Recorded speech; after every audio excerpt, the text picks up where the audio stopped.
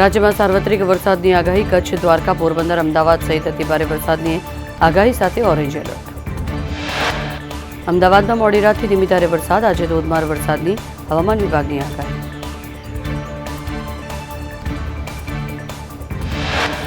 કેરળના વાયનાડમાં મેપડડી પાસે ભૂસ્ખલન. અનેક લોકો ફસાયા હોવાની આશંકા.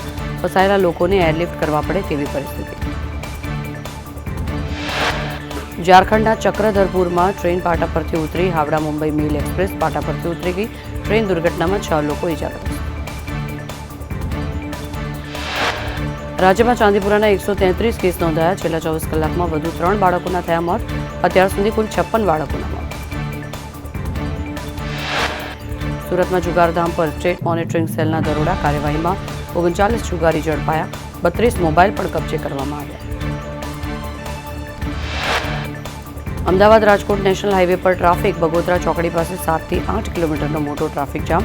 ટ્રાફિકને લઈ વાહન ચાલકોને ભારે હાલાકી. ગીર સોમનાથમાં સિંહ પરિવારના ધામા. ગીર જંગલ બોર્ડરના ગ્રામ્ય વિસ્તારમાં ધામા એક સાથે 13 સિંહ લટાર મારતા નજરે પડ્યા. વડાપ્રધાન મોદી આજે બપોરે વિકસિત ભારત કી ઓર યાત્રા કાર્યક્રમનું ઉદ્ઘાટન કરશે. નાણામંત્રી નિર્મલા સીતારમણ પણ ઉપસ્થિત રહેશે. દિલ્હીના સીએમ અરવિંદ કેજરીવાલના સમર્થનમાં ઇન્ડિયા ગઠબંધનના સાક્ષી પક્ષોનું જંતર મંતર પર પ્રદર્શન. હાઈકોર્ટે જામીનનો ચુકાદો સુરક્ષિત રાખ્યો. આજે સંસદમાં બજેટ પરની ચર્ચામાં સાંસદો દ્વારા પૂછાયેલા પ્રશ્નોના જવાબ આપશે નાણામંત્રી. સંસદમાં હોબાળાની સંભાવના.